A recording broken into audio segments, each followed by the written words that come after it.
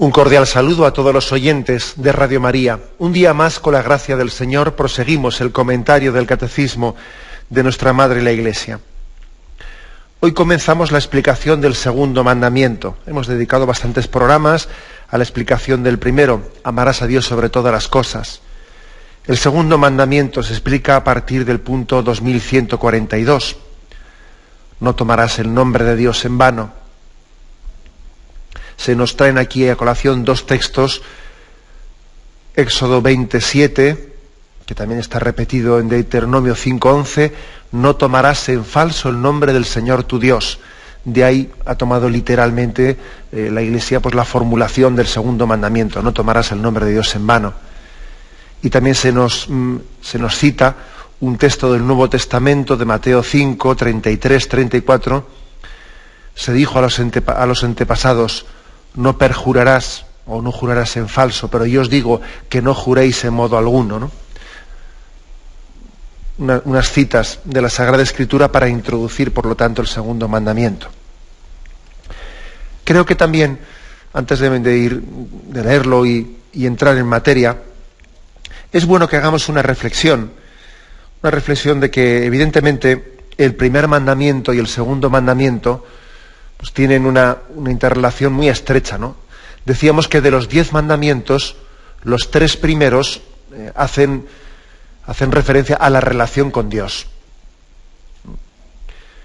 Amarás a Dios sobre todas las cosas, no tomarás el nombre de Dios en vano y santificarás las fiestas. Estos 3 primeros mandamientos hablan de nuestra relación para con Dios, la vida moral del hombre en su relación con Dios. Los demás mandamientos: honrarás a tu padre y a tu madre, no matarás, no cometerás actos impuros, no dirás falsos testimonios ni mentirás, etcétera, etcétera, ¿no? No robarás.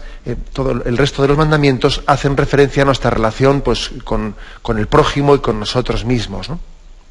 Pero los 3 mandamientos primeros regulan nuestra relación con Dios. Y por eso, lógicamente, están muy estrechamente ligados, ¿eh? En el fondo, el primer mandamiento y el segundo, yo me atrevería a decir que es la formulación en positivo y en negativo. El que ama a Dios sobre todas las cosas, lógicamente debe de no tomar nunca el nombre de Dios en vano, respetar a Dios, ¿no? Es la formulación en positivo y en negativo, que es importante, ¿no? Es importante que las cosas tengan su formulación positiva y su formulación negativa. Hoy en día se insiste mucho, no hay que ser negativos, ¿no? No hay que ser negativos. Lo que hay que hacer es incentivar, formular las cosas en positivo, pero no prohibir, ¿no? Abrir caminos, dar pistas, ¿no? del buen camino, pero sin prohibir. Bueno, yo creo que eso es tan bonito como irreal, ¿eh? Irreal. Si buscamos sinceramente, ¿no?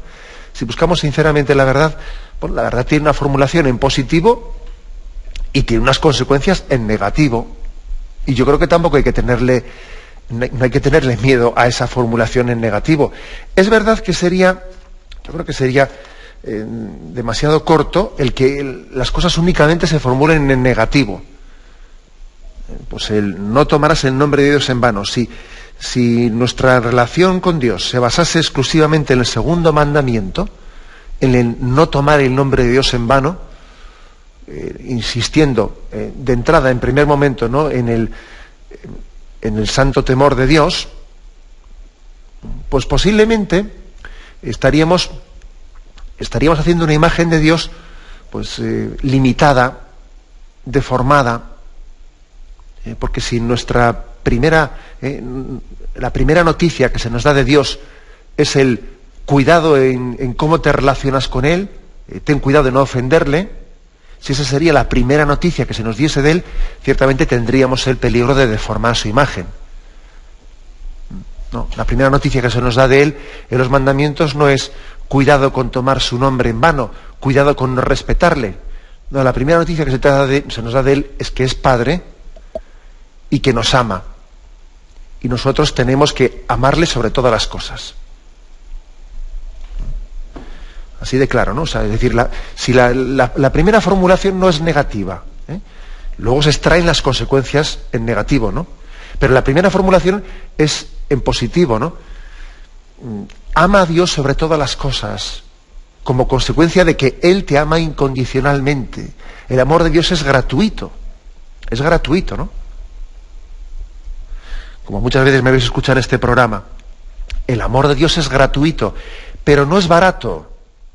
No es barato, que quiere decir que nosotros debe de tener consecuencias serias. O sea, que yo debo, si el amor de Dios es así de incondicional, es así de gratuito, es así de inmerecido, yo me lo tengo que tomar en serio y entonces tengo que extraer consecuencias de eso, ¿no? De vivir coherentemente, de vivir en consecuencia, ¿no?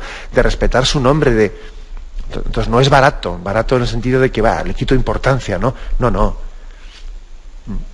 Es un amor totalmente inmerecido, ¿no? Amarás a Dios sobre todas las cosas, pero de Él, lógicamente, se extraen consecuencias en formulación negativa, es decir, vamos a decir también lo que es incoherente, lo que es contrario a reconocer que Dios es dueño y Señor. Pues entonces yo tengo que también sacar consecuencias, no únicamente decir qué bonito es que Dios sea Padre amoroso. No, también tengo que sacar consecuencias en negativo, ¿no? Es decir, y es incoherente con esto, y es contradictorio lo otro. Y tendré que rechazar esto porque es incoherente con lo anterior. No hay que tener, por lo tanto, ¿no? Alergia, como hoy en día yo creo que existe un poco, alergia a las formulaciones en negativo, de prohibición. No hay que tener esa alergia. Lo que hay que hacer es integrarlas bien con las formulaciones en positivo.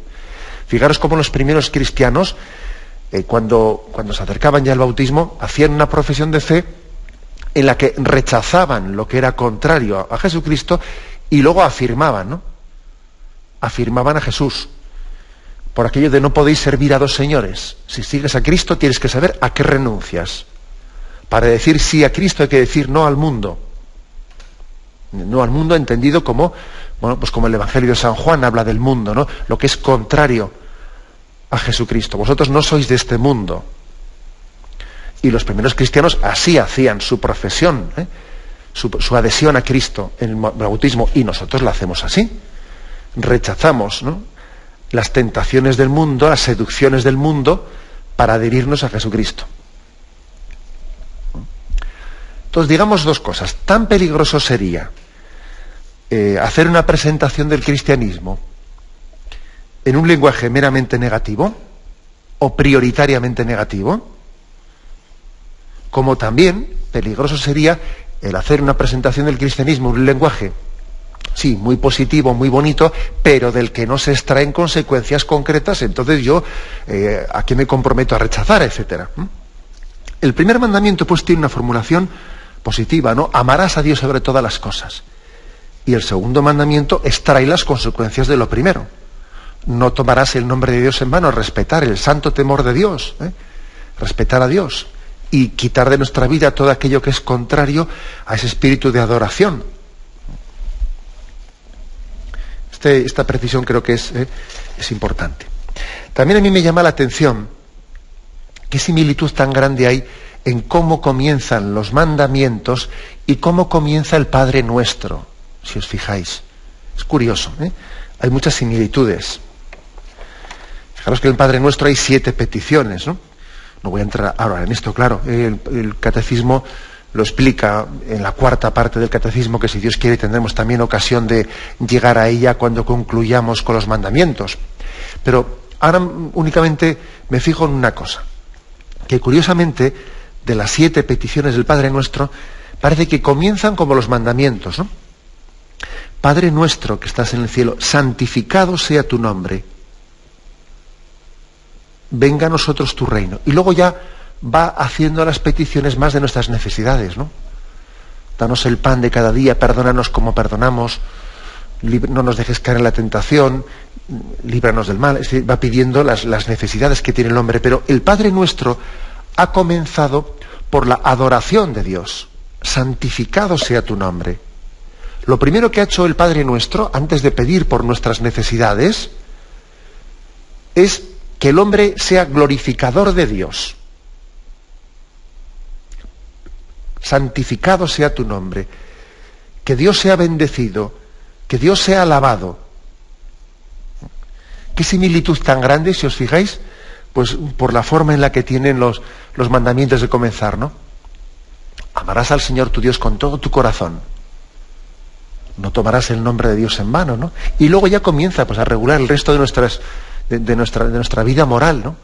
La relación con los padres, el respeto a la vida de los demás, etcétera, etcétera, ¿no? Pero ha comenzado también tanto los mandamientos como las peticiones del Padre Nuestro comienzan por el mismo lugar. El hombre está llamado a adorar, a glorificar a Dios.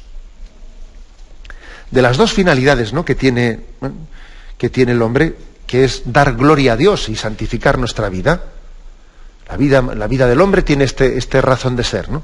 Dar gloria a Dios y santificar nuestra vida. De esas dos finalidades son en ese orden y no en el contrario. Primero, dar gloria a Dios. Y segundo, santificar nuestra vida, ¿no? Es decir, no utilizamos a Dios para que yo tenga una vida moral digna. No es decir, mi relación con Dios es secundaria. Lo principal es que yo sea una persona digna. No. Yo debo de ser una persona digna y santa para glorificar a Dios. Para glorificar a Dios, ¿no? La principal finalidad del hombre es dar gloria a Dios. Para eso hemos sido creados. Para ser glorificadores de Dios Padre. Y lógicamente, ¿cómo se le glorifica a Dios Padre? Pues viviendo una vida santa, ¿no? Bueno, esta es otra insistencia que me parece que es conveniente hacerla, ¿no? Qué similitud tan grande existe entre una cosa y otra. Hecha esta introducción, otro matiz importante. Vamos a ver, el gran problema que tenemos para entender el segundo mandamiento, esto de no tomarás el nombre de Dios en vano, es que tenemos una cultura en la que el nombre, yo diría la palabra, yo diría más que la palabra, antes de hablar del nombre, hablemos de la palabra, ¿no? Tenemos una cultura en la que la palabra está muy trivializada. Le quitamos mucha importancia a las palabras. Las palabras es lo de menos, ¿no? Lo importante es los sentimientos, etcétera, ¿no? Tenemos una cultura en la que yo diría que minimizamos mucho, ¿no?, la importancia de la palabra. Hay un exceso tan grande de palabras que a las palabras se les quita todo tipo de importancia. Por ejemplo, ¿no?, cuando hablamos de que el hombre puede pecar de 4 formas, ¿no?, de pensamiento, palabra, obra u omisión, ¿no? Así lo decimos, en el Señor mío Jesucristo. Podemos ofender a Dios de pensamiento, palabra, obra u omisión. Si nos ponemos un poco a examinar de estas 4 formas, ¿cuál es a la que menos importancia se le da hoy en día? Yo diría, sin duda alguna, a la que menos importancia se le da hoy en día es a la palabra. Creo que muchas personas dirían, hombre, es más importante el pensamiento que la palabra, porque al fin y al cabo lo importante no es qué palabras digas, sino qué sincero seas con las palabras, ¿no? O sea, qué tipo de... el hecho de que tú igual estás diciendo unas palabras, pero lo auténticamente real es lo que estás pensando, lo que estás sintiendo. O lo importante son las obras, no las palabras, ¿no? Lo importante es qué cosas hago, no lo que he dicho. O lo importante es lo que he dejado de hacer, la omisión, lo que se esperaba de mí, cuál era mi obligación de mi estado de vida, etcétera, y que lo he omitido. Estos conceptos los tenemos más claros, ¿no? La importancia del pensamiento, de los sentimientos interiores, la importancia de las obras reales y no solo de las palabras, la importancia de la omisión de lo que debiera haber hecho. O sea, creo que tenemos más claro esto. Sin embargo, lo que minusvaloramos mucho, lo que trivializamos, lo que le quitamos mucha importancia a nuestra cultura es a la palabra. La palabra, eso es lo de menos, ¿no? Mira, ya lo dice el Evangelio, que uno primeramente dijo que iba, un padre envió a su hijo a la viña y un primer hijo le dijo no voy, y al final fue. Y al revés, el primero dijo que no, que sí que iba y luego no fue. Lo importante no es la palabra, lo importante es lo que hagas, ¿no? Y nos agarramos a cosas de esas, ¿no? Sí es importante la palabra. La palabra es importante y también en la palabra está teniendo lugar, ¿no?, pues la decisión última del hombre. Por ejemplo, Mateo 12:36. Os digo que de toda palabra ociosa que hablen los hombres, darán cuenta en el día del juicio. A mí es un texto que me impresiona de Jesucristo, me impresiona. De toda palabra ociosa, de toda palabra vana, vana traducen también otras Biblias, dará cuenta el hombre en el día del juicio. Bueno, aquí Jesucristo nos está diciendo que tengamos también en consideración nuestra palabra. La palabra a veces es a veces no, la palabra es expresión de la interioridad del hombre. Debe de serlo. Si no lo es un problema. Si existe una especie de disociación, ¿no?, entre la palabra y el interior del hombre, estamos enfermos. Y eso hay que corregirlo. Porque es una falsedad tremenda, ¿no?, esa disociación entre palabra e interioridad del hombre. Es verdad que hay personas que tienen, bueno, pues por su psicología, por su carácter, etcétera, tienen un problema, que tienen el gatillo, como se dice, demasiado suelto, demasiado suelto, y entonces, según se les pasa una cosa por la imaginación, ya la están soltando por la lengua sin haber tenido el más mínimo filtro y sin haber tenido el más mínimo discernimiento si era prudente decir eso, y según les pasa por la imaginación, ya lo están saltando por la boca, ¿no? Y luego pueden fácilmente sufrir, ¿no? Sufrir y decir, ay, Dios mío, pero se me ha ido la boca, y qué he dicho, ¿no? Y bien, bueno, de acuerdo, eso puede ocurrir a algunas personas, ¿no? Pero incluso yo diría que a estas personas, o sea, que incluso en estas situaciones, la conclusión que hay que extraer de ahí no es que la palabra no tiene importancia. Sería una falsa conclusión. No hay que deducir eso de esa situación, de que uno tiene el gatillo demasiado suelto y habla sin... No. La conclusión no es que hay que quitarle importancia a lo que he dicho. La conclusión igual es que Dios también quiere que me purifique y que sea humilde, y que si he metido la pata pida perdón y sea humilde y aprenda de mis errores. Y que si yo tengo esa ligereza o ese defecto adquirido, porque ojo, cuando uno tiene un defecto así tampoco es que nazca con él, sino que lo va adquiriendo, ¿no?, por imprudencias en la vida, hace hábitos de ellas.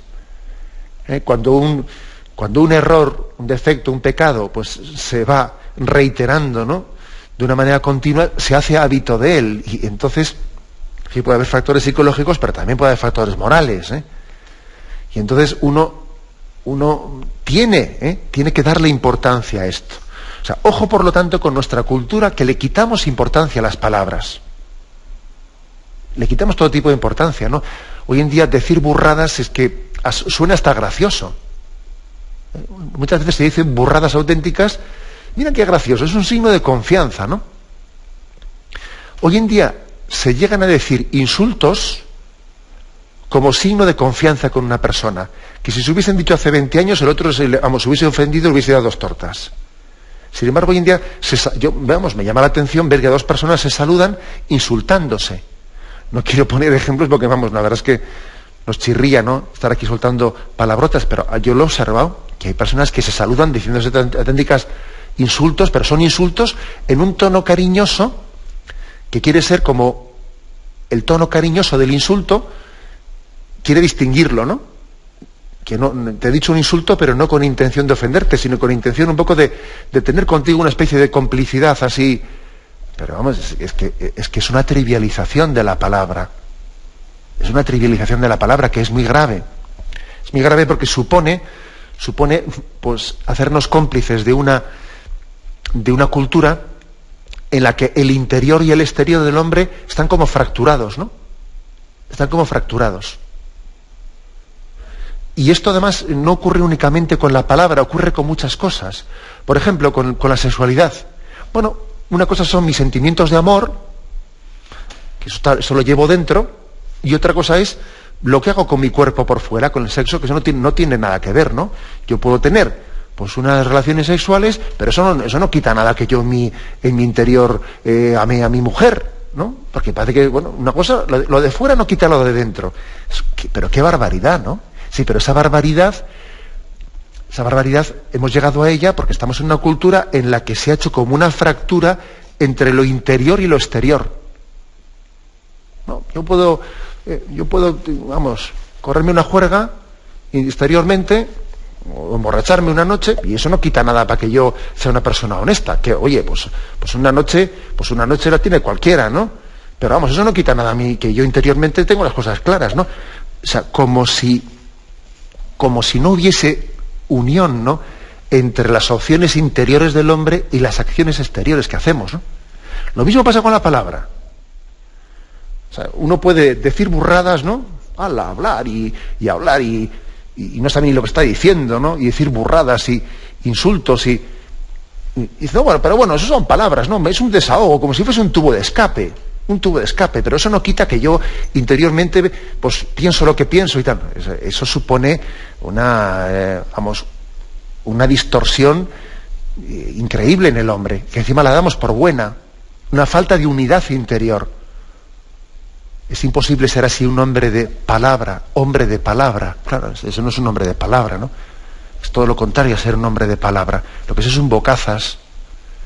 Lo que es, vamos, es que es alguien en el que las palabras que expresa han dejado de ser el reflejo de su interior, ¿no?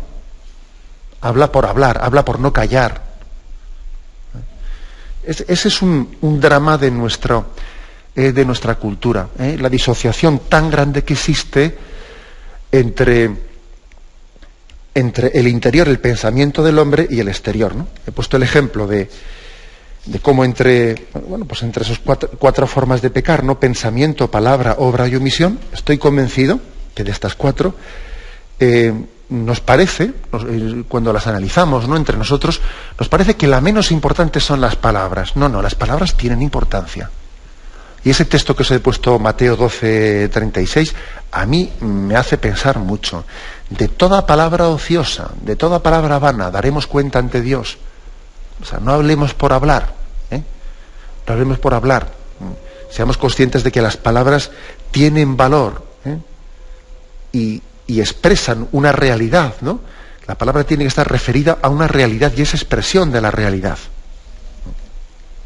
Bien, tenemos un momento de reflexión y continuaremos enseguida. Continuamos con esta explicación del segundo mandamiento. Estamos haciendo una introducción a este segundo mandamiento, no tomarás el nombre de Dios en vano. Y una primera reflexión que hemos hecho es el que estamos en una cultura en la que hemos trivializado, en primer lugar, la palabra, ¿no? El habla, ¿no? La expresión. Y es evidente, ¿no?, que muchas veces hablamos, pues, de una manera totalmente pues descontrolada, ¿no? No se sabe ni lo que se está diciendo, es hablar por hablar, ¿no? Hablar por callar, decir burradas, bueno, pues sin darles importancia a lo que estoy diciendo, ¿no? A veces incluso se puede llegar a hablar no para transmitir, ¿no?, un contenido, sino para llamar la atención. ¿Cuántas veces se habla sencillamente porque uno está mendigando que me hagan caso? Que me hagan caso, ¿no? Esto con frecuencia ocurre. Es un hablar, una inflexión. Uno habla queriendo ser un poco el centro de atención. ¿Qué dice? No dice nada, ¿no? O fácilmente puede mentir, pues para llamarle más la atención. O aunque no mienta, pues es un hablar como, casi somos como el niño, ¿no? Como ese niño que está en la cuna, que lo que quieren es que le estén mirando.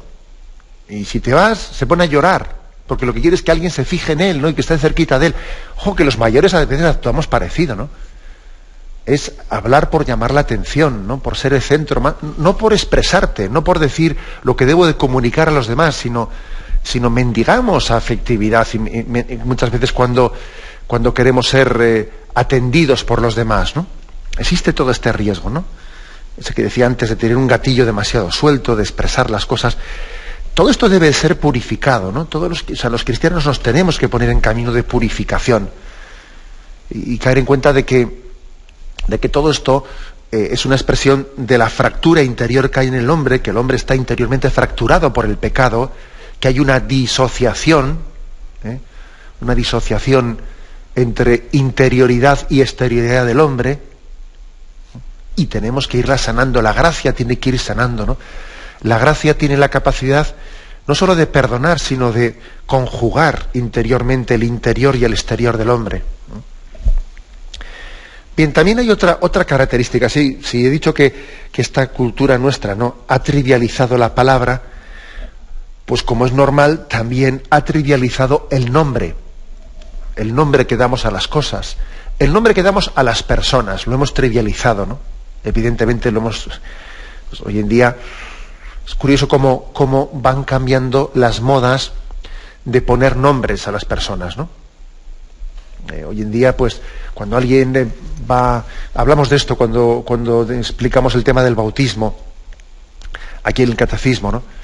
Pues es que el hecho de que hoy en día se esté abandonando de una manera tremenda, ¿no? La costumbre, la santa costumbre de poner el nombre de un santo a un niño, ¿no? De ponerle pues un santo patrono, ¿no? Y bautizarle en ese nombre. Y con mucha frecuencia se buscan nombres que no tienen nada que ver, ¿no? Nombres que incluso ni existen, ¿no? Y hasta hay personas que hay en internet y hay libros publicados, ¿no? Lugares en los que uno puede buscar listados de palabras, a ver qué palabra me resulta así más simpática, ¿no? Y entonces se busca un nombre sencillamente por por la simpatía que te causa, ¿no? Esas sílabas, sin más trascendencia. Me resulta simpático un nombre, me resulta antipático. O no digamos ya nada, porque resulta que si hay un cantante de moda que tiene un nombre, a ponerle ese nombre, ¿no? Y luego se pasa de moda y ahí se quedó la cosa, ¿eh? Todo esto ocurre, ¿no? Que igual si hay un actor de moda, pues durante esos años que ha estado de moda, el nombre de ese actor pues ha sido utilizado por muchísimos padres para bautizar a sus hijos, ¿no? Y luego pasa, existe también esta trivialización del nombre. Existe, ¿eh? El hecho de que nuestros mayores tuviesen la costumbre de poner en el nombre del santoral, ¿no? De qué santo era el día. Bueno, pues eso estaba enmarcado en una cultura muy distinta, pero totalmente distinta de la actual, ¿eh? Nos caen los nombres simpáticos o antipáticos, ¿no? Y que, por cierto, muchas veces ocurre que un nombre nos cae simpático o antipático dependiendo de que hayamos conocido a una persona que se llamase así, y si esa persona nos resultaba muy simpática, muy agradable, pues ¿qué ocurre? Que el nombre de la persona nos resulta atrayente. Pero si hemos conocido a una persona que era muy antipática, que era muy orgullosa, o que lo que fuere, ¿no? Que se llamase de esa manera, el nombre ese nos acaba resultando antipático. Y no nos gusta ese nombre, ¿no? O sea que otro drama, ¿no? De nuestra cultura no solo es que hemos trivializado la palabra, es que también hemos trivializado el nombre. El nombre ha pasado a ser realmente, pues,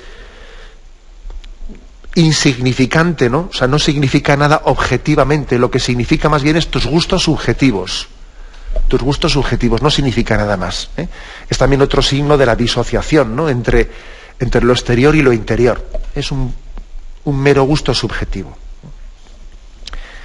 Por lo tanto, desde estos presupuestos vamos a dar un primer paso de aproximación, ¿eh? Primer paso de aproximación. Esta es nuestra cultura, y es verdad que para entender bien el segundo mandamiento, pues tenemos nuestros problemas, porque primero, por lo que hemos dicho, de que parece que nos resulta antipático el término de prohibición, el de no tomarás, ¿no?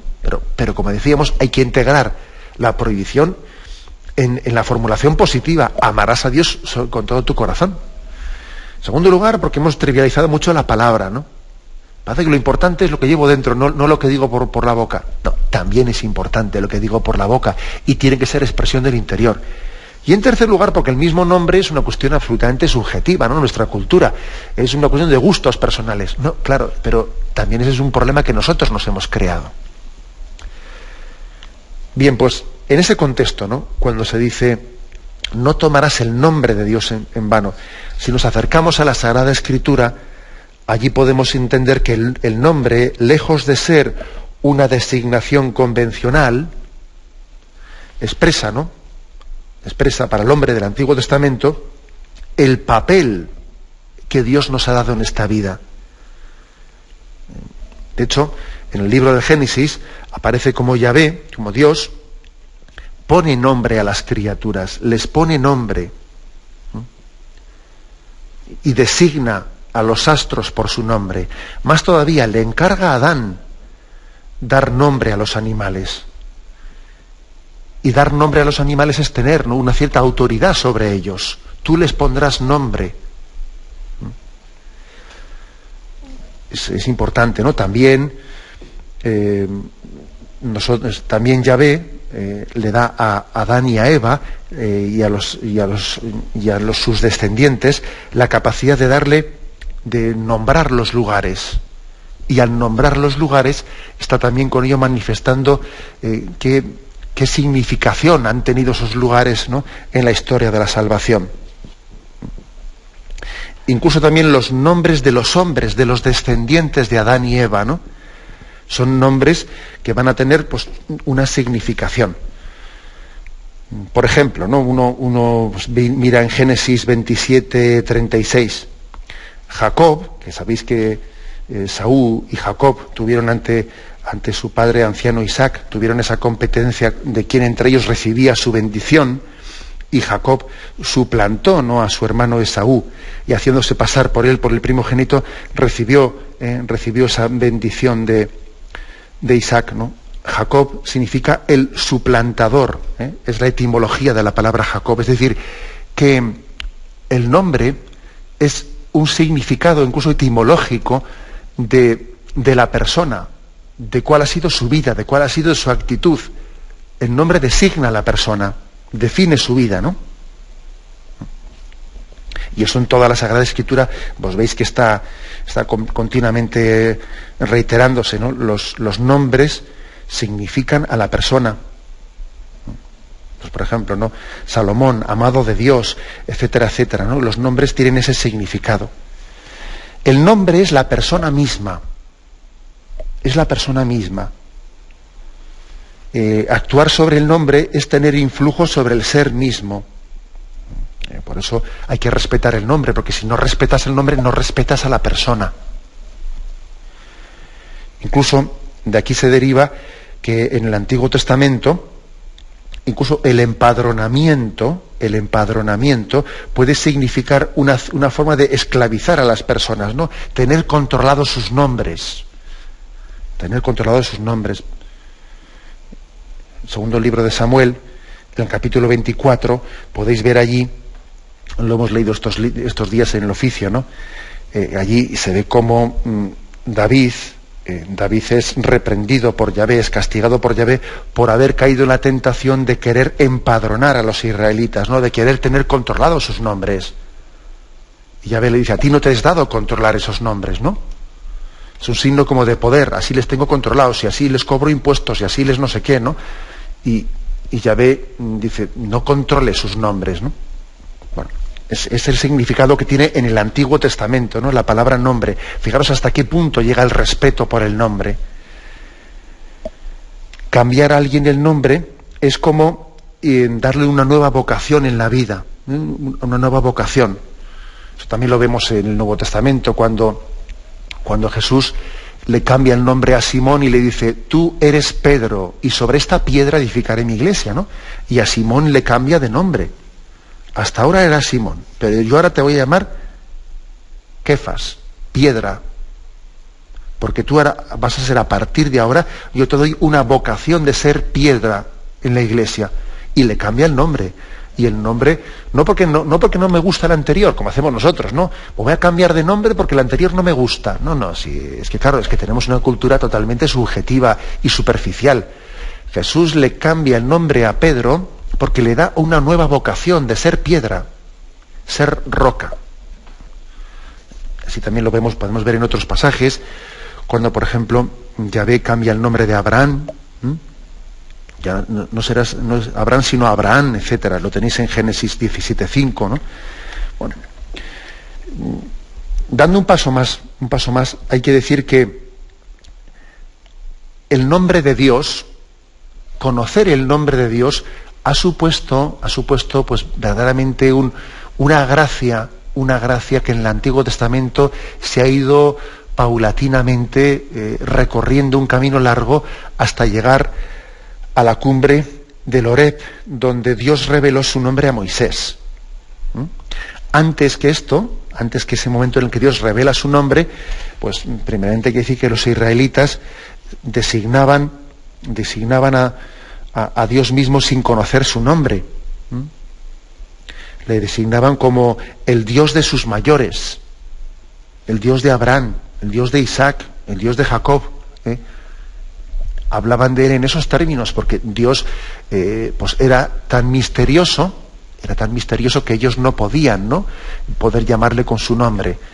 Conocer el nombre de una persona era, el conocer el nombre de Dios era mucha intimidad. A ver cómo se llama, ¿no? Conocer su nombre suponía un grado de intimidad muy grande. Claro, nosotros lo que pasa es que hemos perdido, ¿no?, ese sentido de misterio, y a cualquiera le ponemos un mote y nos reímos de él, y ojo, pero para el israelita, él era consciente de que conocer el nombre de Dios supone que él te lo haya revelado. O sea, tú el nombre no lo conoces por las buenas, ¿no? Supone tener una gran intimidad, una gran cercanía. Está ese episodio precioso, que lo tenéis en Génesis 32, Jacob, que lucha una noche entera contra un ángel sin saber contra quién estaba luchando, ¿no?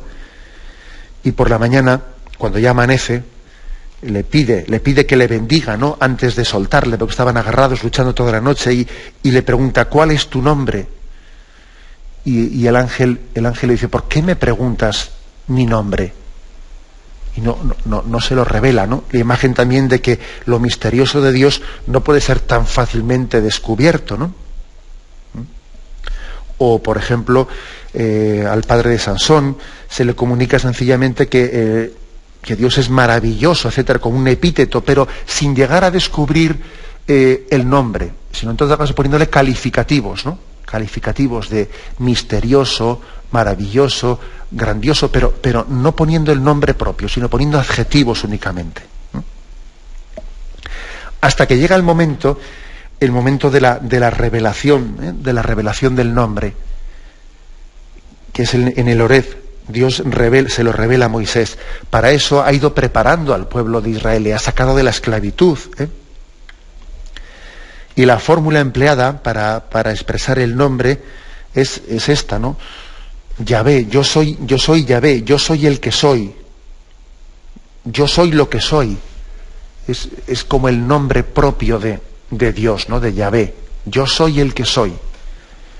A alguno le podría parecer que esta manera de hablar es también como escaparse de decir el nombre, ¿no?, de recurrir a un subterfugio para no decirte, no, pero sí, este es el nombre de Dios, es el verdadero nombre de Dios con el que Él ha querido revelarse. Yo soy el que soy. Porque es un nombre que está definiendo a Dios, está expresando su esencia. Dios coincide, es el ser pleno, yo soy el que soy. El resto de las cosas son porque Dios las ha creado. Pero Dios es el ser mismo. Dios no es criatura, sino que en Él ser y existir coinciden. Decir que el nombre de Dios es Yahvé, o sea, es decir, yo soy el que soy, que es la traducción del nombre Yahvé, está definiendo la esencia de Dios. Porque eso es lo que nos distingue a nosotros de Él. Nuestra existencia es por su ser, y en Él, sin embargo, el ser y la existencia coinciden. O sea, es decir, Él es por sí mismo, no es por otro, es por sí mismo. Yo soy el que soy. Los demás somos por Él. Luego enseguida Moisés y enseguida Israel se dio cuenta de que este era el nombre de Dios, ¿no? de que Yahvé, de que Dios había descubierto su intimidad al expresar este nombre. Y entendieron, por lo tanto, ¿no?, que debían de respetar este santo nombre, el nombre de Dios, y que debían de invocarlo, ¿no? Invocarlo, y que debían de adorar a Dios y adorar ese santo nombre, ¿no?, que es que el nombre y la persona se funden y se confunden, ¿no? Es el único nombre que está autorizado en los labios de Israel. Bueno, pero si Dios confía, ¿no?, su nombre a Israel, en cambio, les dice y les advierte que no deben de pronunciarlo en vano. No deben de pronunciarlo en vano. Y esto es lo que vamos a ir explicando ahora en el segundo mandamiento, y por eso estamos haciendo esta introducción, para entender de dónde viene este segundo mandamiento. es una revelación de la intimidad de Dios y es algo tan santo que luego utilizar el nombre de Dios así jugando con él, pues lógicamente es un desprecio a la revelación de Dios, es un desprecio a Dios que nos ha comunicado su misterio y luego nosotros jugamos con su misterio, ¿no? Porque el nombre de Dios es Dios mismo. El nombre de Dios es Dios mismo. Dios se identifica de tal manera con su nombre que hablando de él se le designa a sí mismo, ¿no? Por eso hay expresiones, por ejemplo, Deuteronomio 12:15, que dice: el templo es el lugar donde Dios ha hecho habitar su nombre. En el templo habita el nombre de Dios. ¿Qué significa eso? Habita Dios mismo. Es decir, casi se identifica la palabra nombre con Dios mismo.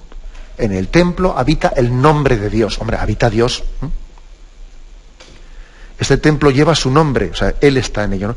Luego ocurrió que según el judaísmo tardío, pues se enfatizó, ¿no? Se fue enfatizando tanto esa especie de reverencia y ese temor al santo nombre de Dios que se fue poco a poco quitando, prohibiendo que se pronunciase el propio nombre de Yahvé, porque parecía poco respetuoso que el hombre pronunciase el nombre de Yahvé, el nombre de Dios, y se buscaban fórmulas para no pronunciarlo, ¿no? El judaísmo tardío pues ya no pronuncia el nombre que había sido revelado a Yahvé, a Moisés en el monte Horeb, y lo va reemplazando pues por ejemplo otros términos como Elohim o Adonai, que significa pues mi Señor, otras fórmulas, ¿no? O el nombre de Señor, Kyrios, Señor, etcétera. Curiosamente, ¿no? O sea, se fue enfatizando mucho el sentido de lo misterioso, de lo trascendente. Bueno, es curioso, digo, que Jesús tuvo que venir, ¿no? Y él, por supuesto, ¿no? Que él enfatizó ese sentido del respeto al santo nombre de Dios, pero al mismo tiempo también Jesucristo nos libró, ¿no? Nos libró también de una especie de religiosidad demasiado o enfermizamente, ¿no?, expresada o centrada en el temor de la pronunciación de una palabra, porque también existía aquí el riesgo, en este judaísmo tardío, el riesgo de que se pudiesen obsesionar en no pronunciar una palabra, ¿no? También existía ese riesgo. Y Jesús también nos purifica, ¿no?, ante ese riesgo. Lo importante es el ser adoradores de Dios en espíritu y en verdad, por supuesto respetando el santo nombre de Dios. Ahora, esto contrasta muchísimo contrasta pues con la trivialidad tan grande con la que se vive hoy en día la utilización del nombre de Dios, vamos, sin ser ni conscientes de lo que estamos diciendo, ¿no? O sea, qué contraste tan grande con esta historia de Israel, en la que el nombre de Dios ha supuesto que Dios descubre su intimidad. Yo ya no tengo secretos con vosotros, ¿no? Os descubro mi nombre. Y nosotros, en nuestra cultura actual, vamos, utilizamos el nombre de Dios como si fuese un juego, sencillamente, ¿no? Como si juego, diciendo una burrada auténtica, ¿no? O incluso hasta personas creyentes soltando una blasfemia, soltando una burrada, y luego después de un rato rezándole a Dios por otro tema, sin acordarse que acabo de blasfemar contra Él, ¿no? O sea, es una contradicción muy grande, ¿no? Iremos pues en los próximos programas, ¿no?, especificando un poco ese tema, pero caigamos en cuenta que tenemos que sanar, ¿no?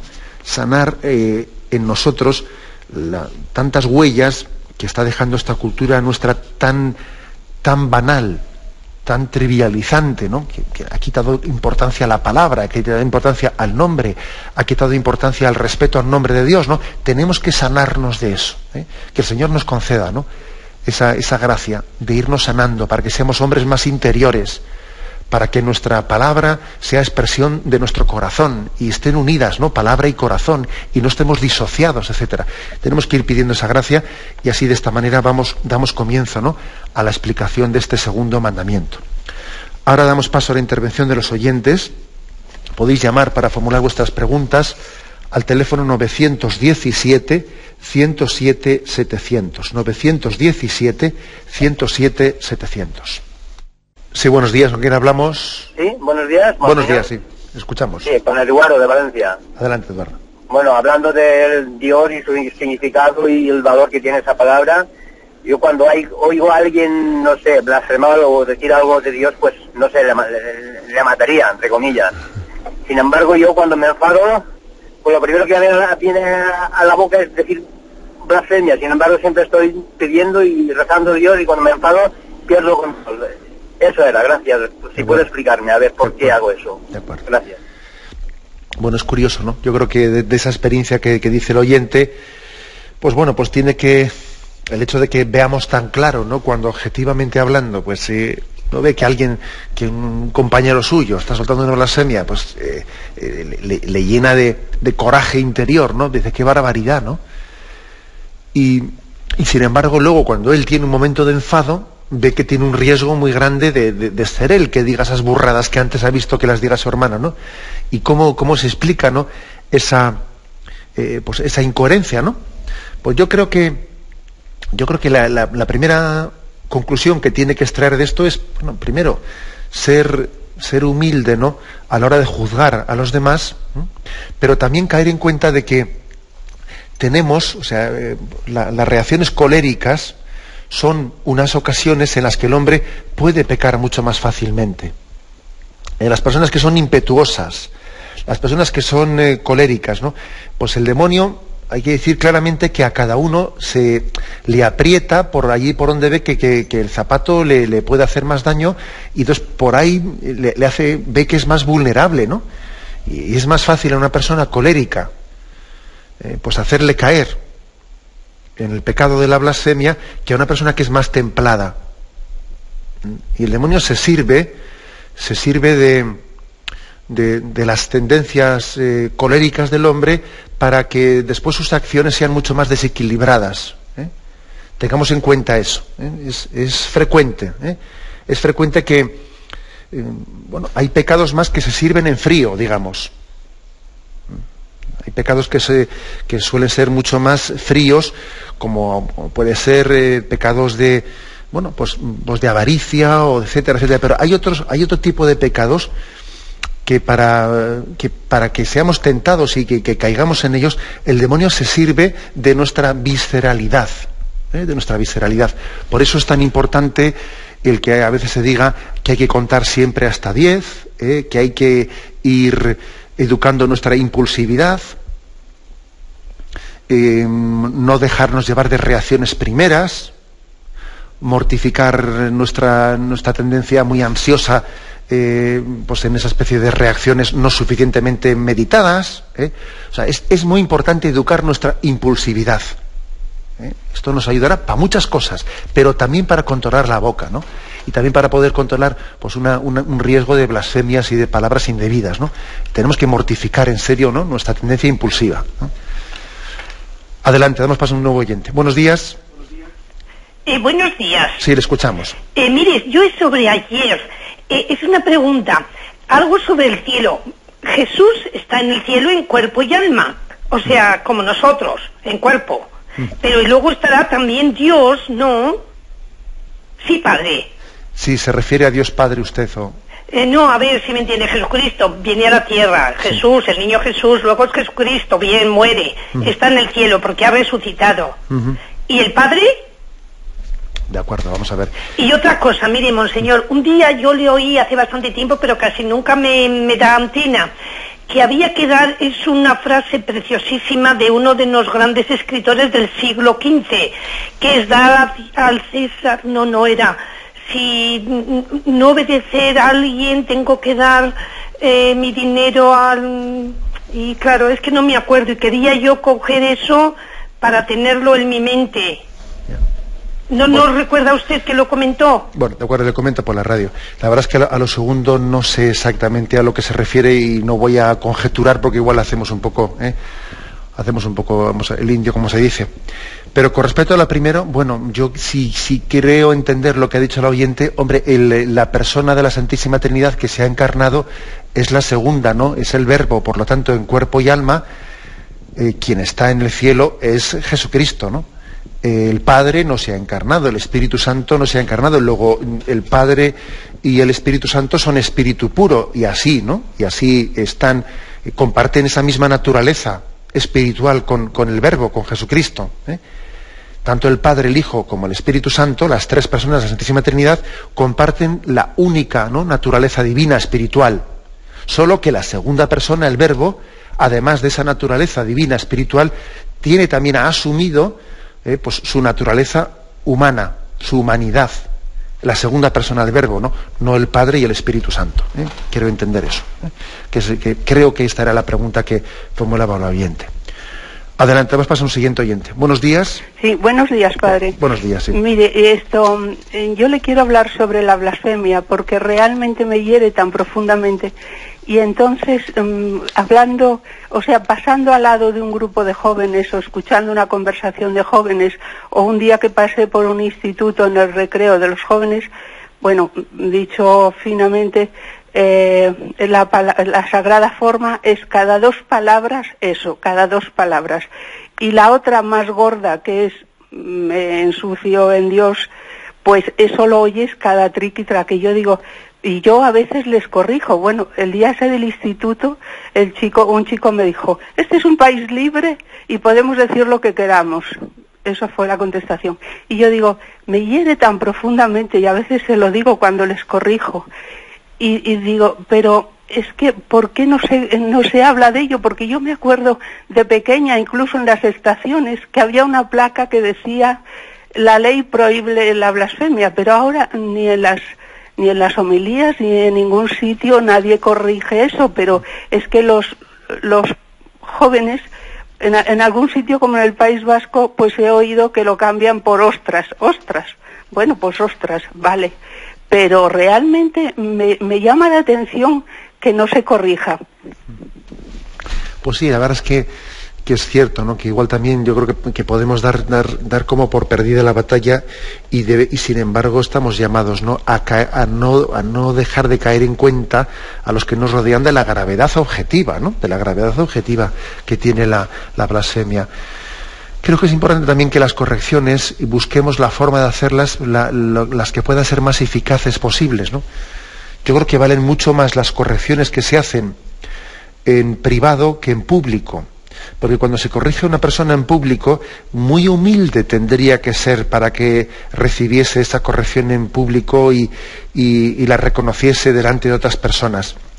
Es conveniente, es adecuado que corrijamos en privado, para que así esa persona no se sienta humillada ante otras. Por desgracia no somos tan humildes, ¿no?, como para recibir así correcciones en público. Creo que también es una estrategia buena, una estrategia de decir, busquemos a una persona en privado y digámosle una palabra. Es importante que nuestras correcciones no estén motivadas únicamente por un desahogo, ¿no?, que me ha dolido tanto lo que ha dicho esta persona que en ese momento me desahogo y le digo una cosa. No, voy a ver también de qué manera le puedo ayudar yo, o sea, de qué manera mi corrección va a ser más efectiva, en qué contexto yo puede entender mejor que lo que ha dicho es una barbaridad, ¿no? O sea, también esto es un punto importante. Bien, tenemos el tiempo cumplido. Me despido con la bendición de Dios Todopoderoso, Padre, Hijo y Espíritu Santo. Alabado sea Jesucristo.